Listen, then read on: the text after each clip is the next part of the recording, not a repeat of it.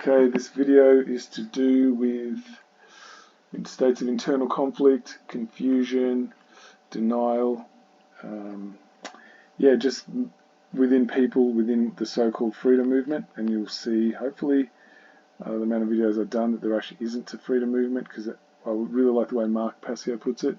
For there to be a freedom movement, there needs to be some kind of progress moving towards freedom, and that's not anywhere in sight, and this is the perfect example of why, and I'll break it down for you as we go along.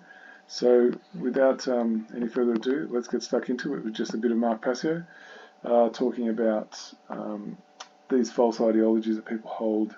They think themselves virtuous for holding them, yet when you break it down and compare it to principle, you can see how it's a massive contradiction, and it's actually the reason why slavery, misery and suffering exists on the planet still to this day.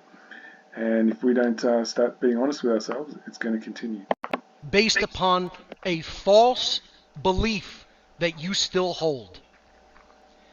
This belief is that the very concept of authority over others can possibly be morally legitimate. The belief in authority is the belief that some people have more rights than others. It is the belief that some can rightfully command others. It is the belief that some are rightful masters, while others have a moral obligation to obey this master class, who calls themselves government.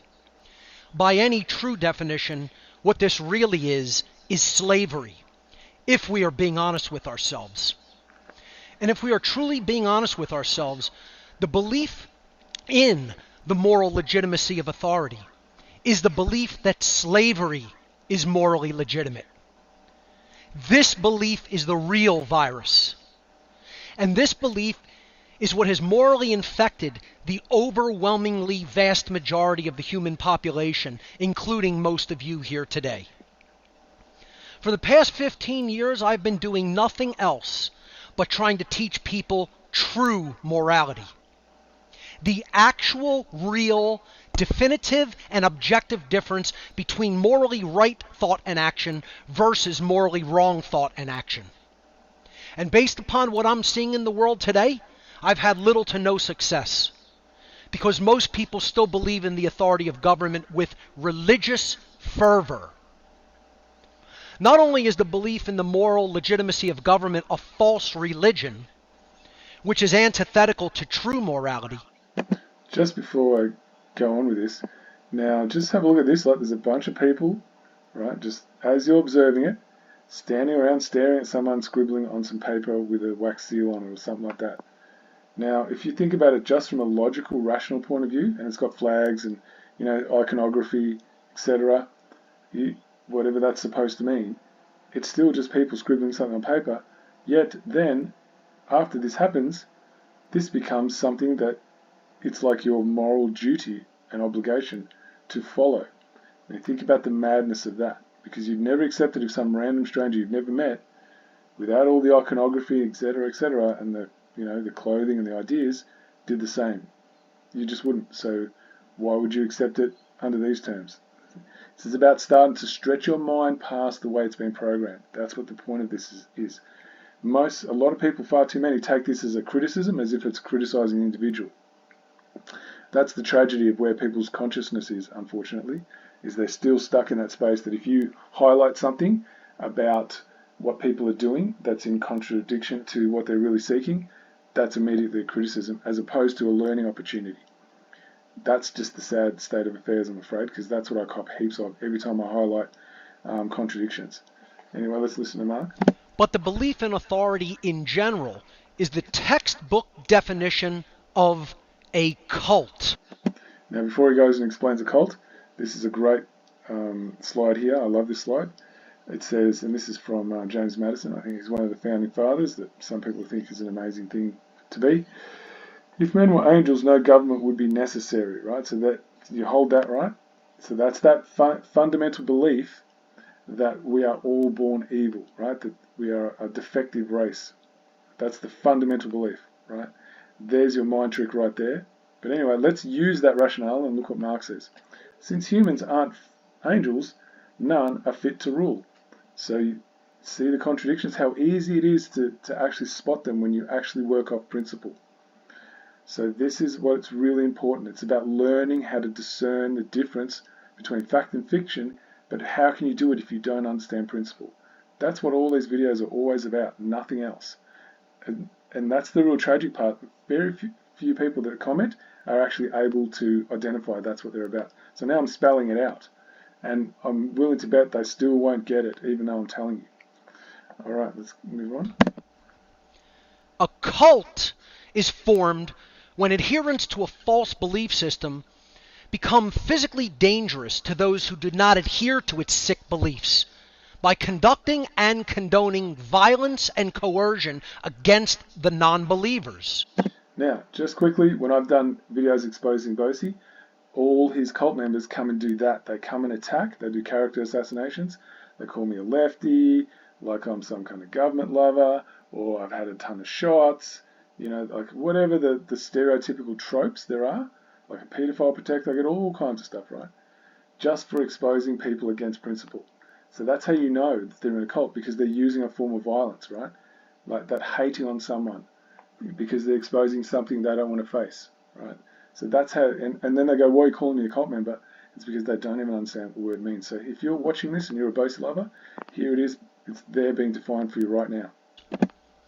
The belief in government is the belief that some people have the so-called right to engage in violence and coercion against others who have not initiated aggression against others.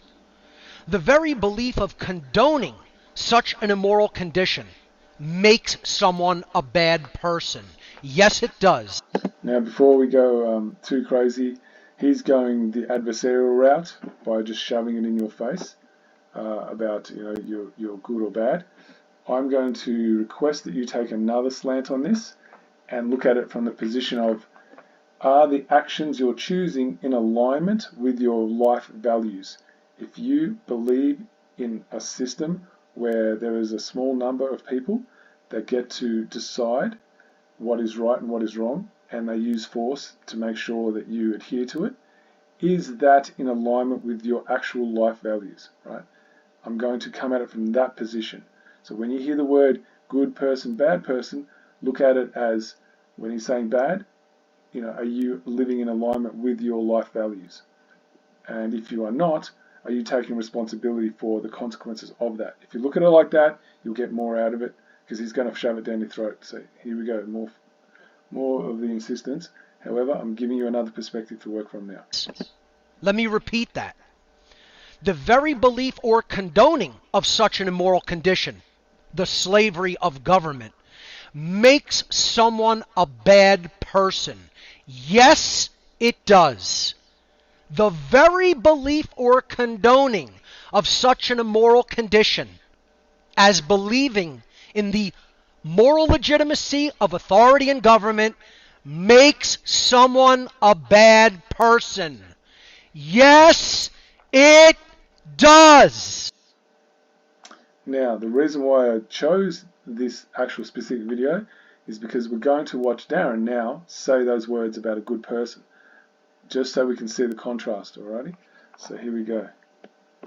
I asked the people in the community whether they would support us to do another campaign in the by-election, which I'm not sure if all your viewers would be across this around the country, but Peter Murphy, she passed away probably 2 weeks ago now, who was the federal member for Labor that I ran against in the federal election in 2022. So she's just passed from cancer. I actually went to her funeral last Friday, I think it might have been. Now, just before I carry on with this, I want to give a bit of context. Now, Darren first started off by contesting, as he just said, in the last election. Now, after that, he learnt that that was like fruitless, that he's just giving his energy to more of the same suffering and misery, and there's no actual such thing as a political solution to freedom. It doesn't exist, right? He openly comes out and says it. And now, and this was the last, I think it was through the referendum they had just recently, he's telling people he's not going to vote and, recommends not to. And now he's done the full backflip again, right? So is this someone who's consistent? Does this individual know what it means to be what would I say? What's the word I'm looking for? Can they demonstrate with their actions that they live in alignment with their life values if they're switching back and forward, right? And what is the excuse and the reasoning for why they go on backflip? Because he's even said it. If you watch this entire interview, he'll say the word's hypocrite, right? So this is someone who's willing to compromise moral principle for the purpose of a short-term gain. Now, is that moral behavior, right?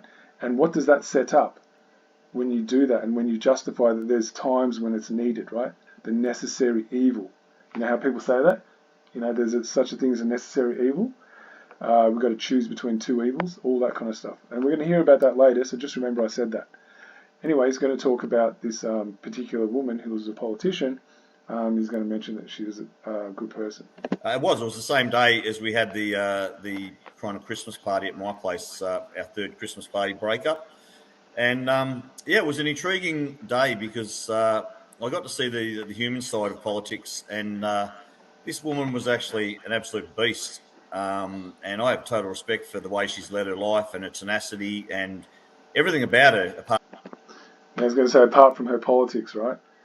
Now, just really consider that, right? He's saying he has a respect for this woman, where previously he said anyone who's in that whole realm of domination and control, you know, seeking power over others, which is all politics is, you know, that we need to move away from that. We need to walk away from it. It's got nothing to do with us. We just start living separately to that. Now he's finding justification for why this woman, you know, was a beast. While she, you know, he can respect her. Like, you think about the contradiction that's going on here, right? It's massive. So why do people do that? Why do they make contradictions? There's got to be something they're protecting, they're invested in, something they're chasing, you know, so they've got to do the mental gymnastics to override and disavow their moral conscience in order to pursue something they're indulging in, some quick fix solution that they're chasing, right? And he will let you know later what that is. From her politics. She was actually a good person. And there's the good person, right? So you can say, well, apart from this aspect of her, the rest of her was good, right? This is the part where it's like, wow. So that's like saying the truth is always true, even if there's some lies in there. That's pretty much like the same thing, you know. So what you can say is there's some aspects of what he heard being said about her that, you know, resonated with him, and, you know, that doesn't make her good or bad or anything. Yet, unfortunately, she put her energy behind a system that actually enslaves the people. So, you know, that's not something that, you know, I want to be involved in. You could say it that way. Yet he doesn't. He actually wants to be involved in that system. So then he has to look at it like, well, there's some good things about her, so that doesn't make me so bad when I go in it, you know, because there are good things about me. And for me, it's not so much judging whether someone's good or bad or right or wrong. It's about how consistent are you in living true to your own life values, and what happens when you're willing to compromise those life values. Can something really worthwhile happen that's meaningful and is contributing to the quality of life of all humans? Can that really happen if you're willing to compromise at certain times? That's the real question here. And that's what needs to be looked at, right? It's from a system of values and life values. And how do people live in alignment that reflects their life values? And if they're chopping and changing and they're inconsistent, what does that actually serve? Does that serve freedom or does that serve slavery? Because there's no other choice. And that's what needs to be looked at. And, you know, she's only a product of her environment. We're all products of our environment. Does that mean it's okay to ignore your moral compass? So again, more sort of reasonings, more mental gymnastics, yeah? So trying to identify with which was once upon a time an enemy, now there's trying to make an identification, because what's he doing? He wants to move into that realm himself. But it was good to actually be there and understand that you know, not all these people are bad people that we're up against. See, there he does it again. Moral justifications. Based on who? Based on his own standards that he's changing to suit what he's pursuing, right? This is how we talk to ourselves. We talk ourselves into things. Now, everyone's done it. I've done it. I've talked myself into things that I know is morally not okay. We've all done it. It's just whether you have the courage to own up to it. And when you're fronting an organisation that you're saying is for people's freedom, that's a big thing to do, you know, to go back on that and try and sell that to people like it's something, that there's some kind of moral virtue behind that. That's the real problem here. And there's a sickness that sits behind that needs to be looked at. Because if you ignore a sickness, it just gets worse. It doesn't fix itself. Disagree with us. So it was an important day for me to actually go along there and listen to her, her husband and her father and a few other speakers explain, who she was. Now, how are they going to explain it? Are they going to explain it from the position of seeing it from moral principle, or is there going to be some emotional investment in, having a pride? And if they believe in statism and government and stuff like that, they're going to believe that she was quite virtuous for what she did. So, you're getting some kind of biased perspective. And is that really, how you can discern fact from fiction? Or is that something that's just going to be more filling your own agenda, right? These are the questions that need to be asked. And if we're not honest with ourselves, we're going to keep staying in that loop. Okay, so as you can see, there was a lot of confusion there, a lot of contradiction. Now let's move on to see what's next. Now, here's a really good one. I like this. This is a call to order givers and order followers. Now, being a politician, she'd be both an order giver and an order follower. This is where the truth comes into it, guys, and who's willing to actually face it. A person who lies to themselves and buys into their own falsehood reaches a point where they can't discern the truth within or around them. Consequently, they lose respect for themselves and others. Without respect, love fades away, paving the way for indulgence, base pleasures, and vices to fill the void left by the absence of love. It all stems from constant deception of others and oneself. Now, how many politicians do we see embroiled in all kinds of scandals, etc., etc.? If you ever wondered why that happened, this is it right there. Because being involved in politics, which is just about, seeking power for the sake of getting what you want, or being part of a machine that dominates others and serves, very small, narrow interests for concentrated power, how can you possibly love yourself? Who would do that? No one who loves themselves would ever do that to themselves, nor any other sentient being that they understand they're equals with, right? So this is what we don't know. We don't know what she was like in her quiet hours, what she did when no one was looking. These are the things we need to look at, and that's what will erode out of you. You will erode that wholesomeness when you start down this road. And unfortunately, Darren's making sure that that's where he's headed.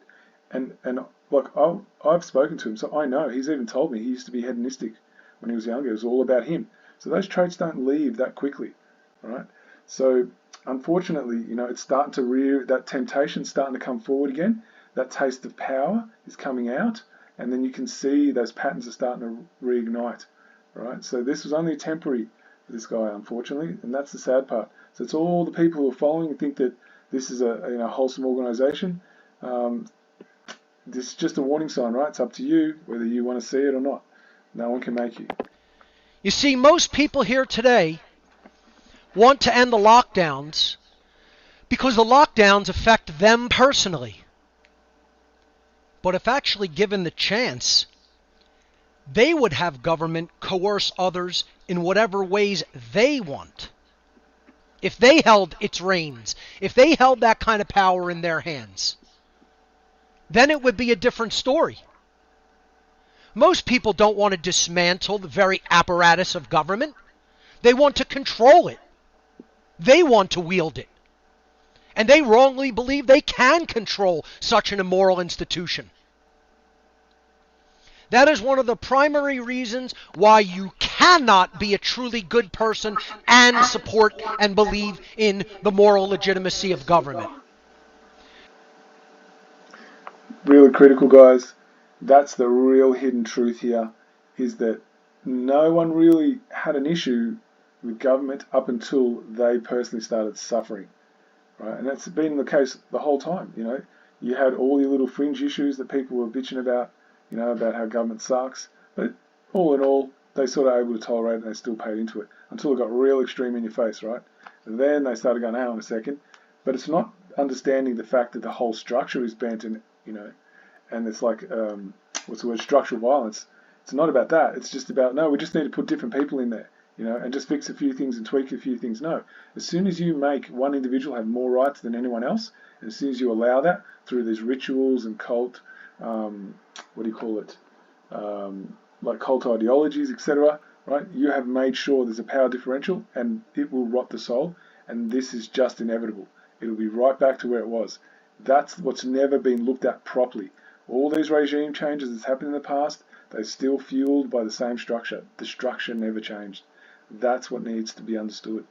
And until that is, we're just chasing our tails. We're back on the hamster wheel, and we're all bitches to karma. And that's what's coming down the pike. If you want to ignore this information, that's totally what's coming down the pike for you. And it's there right now, but clearly, probably just need to suffer more. Again, how does every order in government get carried out? By who and how? Is it violence, non-consensual, order followers, some scribbles on a piece of paper? Or is it our representatives, our army, police, using the lawful and legal procedures? So this is just a quiz. I've only got a few in here. Really, I find this quite valuable. If you're not ready to hear this, yeah, absolutely, just jog on. If you're here with an open mind to actually understand the principles and how to be able to discern the difference between why violence exists and why peace doesn't, these might help you. And that's the point, right, is to be able to expand past the view you have right now and see a little deeper. And if we want freedom, it can only be based on principle. It can't be based on anything else. As soon as your biases and your mental gymnastics starts getting involved, that's not freedom, that's immediate slavery. The correct answer is that violence, non-consensual, order followers, some scribbles on a piece of paper. This is how every order in government actually gets carried out. Next question. Who seeks or desires power? Is it people who do evil? Or is it people who love others? So remember earlier, I did make a point. This politician, this woman that died just recently, why did she choose that path, right? Did she honestly think that was for helping people? Or was there something else, some other agenda there, that was attractive? You don't get people who are really of high moral virtue ever walking into politics. Why is that? Really important question to be able to answer. The correct answer here is people who do evil. People who love others generally don't seek power. Next question. Do you actually consent to be within a government? Yes or no? The correct answer is no, because you are just born into the land that the government presumes they own. As a baby, you can't even think for yourself about what this thing we call government is and if you actually consented to it. Now, is any evil necessary? Yes or no? The correct answer here is no. Evil is never necessary. If you see it as evil, it means it's not supposed to be there. Now, remember how earlier I said that thing about the necessary evil? People will make these justifications about when they do things that are immoral. They'll say it's a necessary evil. Right? This is what Darren, my guess is, how he'd be justifying why he's being a hypocrite, which is his own words. You watch the whole video, you'll see it. He actually says it, right? And lead up to that, he actually said that he's going back on his, his own things that he said that he's learnt and what he's moved away from. So, it's right there in front of you. Next question. Are we equal in rights? In other words, are people in the capacity to have freedom or self-ownership? Yes or no? The correct answer here is yes. People are in the capacity of understanding self-ownership and expressing their freedom. Okay, next question. How do we change the world? Education, good ideas do not require force, or laws, good ideas require force for compliance. The correct answer here is education, because good ideas do not require force. This is critical, guys. So many people will follow a leader that has a solution without actually taking their inherent responsibility that comes with being alive and having a moral compass to educate themselves and locate the truth for themselves. Not an objective version, not a subjective version, but the objective truth, which is self-evident, which we can all discover, that's neutral, that doesn't discriminate nor favour anyone. That's your actual responsibility. And if you don't take it, that means you choose slavery. And that's bestowed on everyone, not me, not not any other one who calls themselves a leader. It's not my responsibility to educate you. I just do it because, for me, it's about passing on knowledge, and those who are willing to learn and see something they haven't considered for themselves, they'll get value from it, and maybe that'll inspire them to do the same with others, right? That's why I do it. Now, if the majority of people took that approach, we wouldn't need leaders, but that's because there's far too many people who want to sit back and have someone do it for them. And that's the true nature of slavery. All right, let's move on. Oh, that was the last one. I thought there was more. All right, so let's move on to the next thing I've got for you. At the moment, I've got two hats. The election stuff's not anything to do with my place. So I'd rather talk about the where my place is at and a little bit about my place while He's just about to contradict himself, guys. If you're paying attention, if you don't, I will spot it for you. I'm in this gear, because I'll quickly change into my election gear at the ad break, because and I'm sure you got an Ainsley ad break there, but I can find one, mate. Yeah. They're two separate issues, and My Place Australia and My Place communities are still non-political. We are building a parallel community, and So there you go, saying that My Place is non-political, right? Yet he himself believes he can actually separate his activity like it's private from My Place. Like the two are unrelated, but if you heard him speak, he actually said the reason why he's going to this by-election is to get more publicity for My Place. That's what he actually said.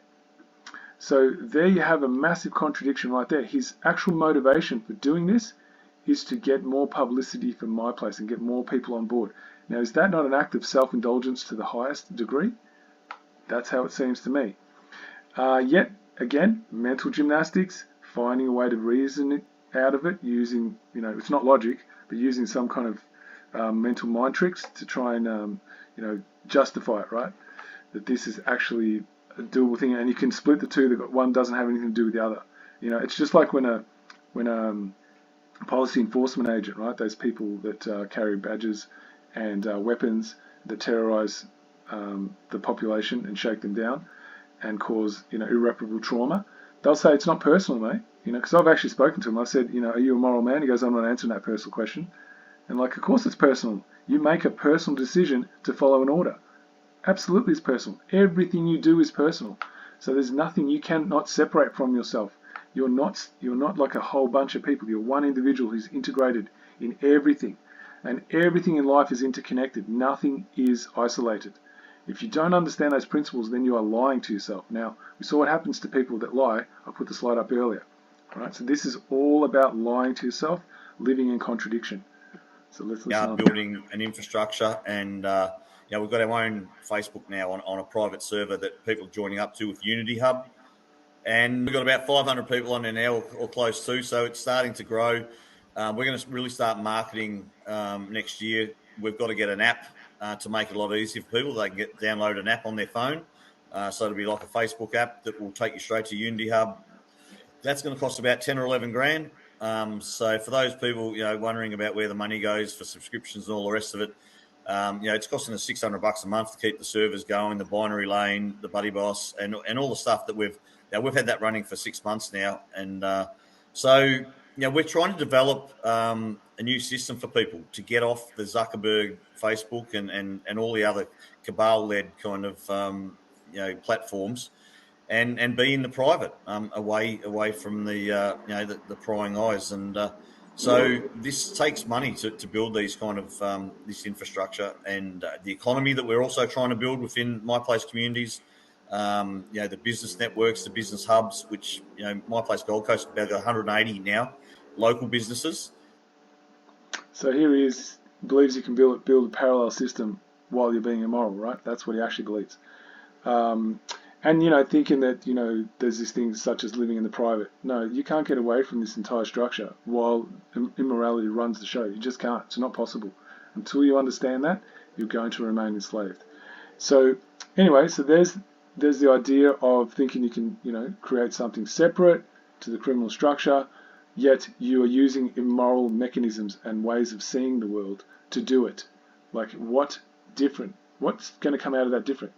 And anyone who knows anything about my place knows it's a top-down structure, because it's not like every single individual in the community is involved in this. There's like a small group of people that are like the executive that make all the decisions. So it's still a top-down structure. I mean, he said it there. Like, who's running the money part? There would have to be a secretary or treasurer or some version of that. You know, someone holds the power with all the money, who collects it all. You know, someone makes the small number of people make the decisions. You know, so it's not that different, guys. And they're using the criminal structures, their servers, the whole thing, you know, to build it, right? It still means you're under their control. They can spy on you anytime they want. You know, that's just an illusion you think you can get out of that.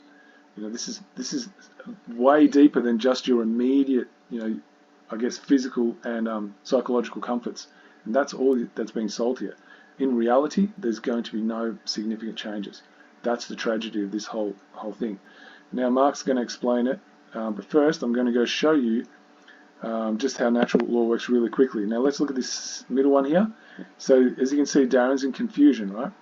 Which means internal anarchy. That means that there is no internal ruler. He's not the master of himself, right? Because his thoughts, actions, and emotions are all in conflict with one another. So that's like an internal war that's raging, which is the opposite. This is the negative expression of natural law, and which is the opposite of sovereignty, is one who is a self-master, right? Internal monarchy. That means someone who's their own ruler, right? And you look what follows on down after sovereignty. You've got freedom and divine order. Now, what follows on down from confusion is slavery and chaos. That's the road that he's taking you on, guys. Just to give you a little bit more about self-indulgence, what that is, it comes from one of the 4 tenets of Satanism.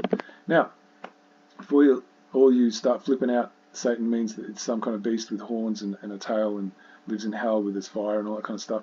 No, all it means is an overindulgent ego. That's all it means. And someone with an overindulgent ego just cares for themselves and no one else. Their highest priority is doing what they want and getting what they want at any cost, regardless of the consequence to anyone else, right? And that's what he's just proven, right? So he's full into self-preservation and self-indulgence. The next one is moral relativism. That's what politics is. It means there's no such thing as objective morality or objective truth, that man gets to make it up based on who's got more force and violence to use to enforce it. That's all that really means. Social Darwinism, that's the idea that, you know, we are all inherently evil, and it's all kill or be killed. You know, we're natural competitors, just like in the law of the jungle, like the natural world, you know, where animals kill others, etc. And so it's survival of the fittest. And eugenics just means that you get to mess with human epigenetics and genetics, and you get to decide who lives and who dies, right? That's the 4 key ones. So here's the real truth, guys, that unfortunately far too many people haven't woken up to this yet, because it's pretty painful for the majority to face this about themselves. They don't want to look at it, and so that's why we're going to be down this path until people are willing to face it and actually stand up on principle, not hide behind, you know, their biases and prejudices and justify them. Many people on this planet are conditioned into a satanic, controlling mindset without their knowing, and through that, mostly unconsciously, support and spread satanic ideology until they choose not to. Now, everything I've shown you here, everything Darren's been talking about, just backs that. It's whether you're willing to see it or not. That's a different thing. Now I'm going to give the last word to Mark. He explains it beautifully. Again, it's not a freedom movement. It's a tyranny awareness movement. This is what I call TAM, the Tammies. That's who we really have here. We don't have any freedom movement. I said at the beginning because there's no movement, no progression towards anything that looks like freedom. And how are people going to know what freedom looks like if they've never lived it as well, right? You have to have a pretty strong mind to be able to conceive it from a position of principle. And I haven't seen too many examples of that in all these people that call themselves leaders. Yeah, we have tyranny awareness now, okay? Most people don't doubt that we're in a state of tyranny. Not most people, but at least people in the freedom movement, you say, raise your hand if you think we're in tyranny. Every hand goes up. Raise your hand if you think we're essentially enslaved, even if it's a covert form of enslavement. Every hand goes up. Do you really know how to get out of this? Not many hands go up. That's so true. You know how often I get people saying, oh, what's your solution? Or what have you done? You know, I get that so often. So, you know, people believe it's someone else's responsibility to come up with a solution, with the remedy, and prove to them their value by what they've done to, you know, change humanity, and what have they done to lead people out of, you know, their organised suffering. It's like it's someone else's responsibility. That's a perfect statement. I love that one. You know, people think they have the answer. I'm going to invent this new system. I'm going to invent this new currency. Here's a new technology that's going to get us out of this. AI is going to be the savior. Growing your own food is going to be the savior. The next crypto is going to be the savior. No, jackass, because you still have an immoral population. That's perfect, right? That's exactly what follows on perfectly from what Darren was saying. He believes he can create a parallel structure, yet doesn't stand under moral principle. He's not consistent. He's consistently inconsistent. That is the recipe for chaos and entropy. And doesn't matter how beautiful it might sound, until your foundations are down and solid, you cannot build anything worthwhile above it.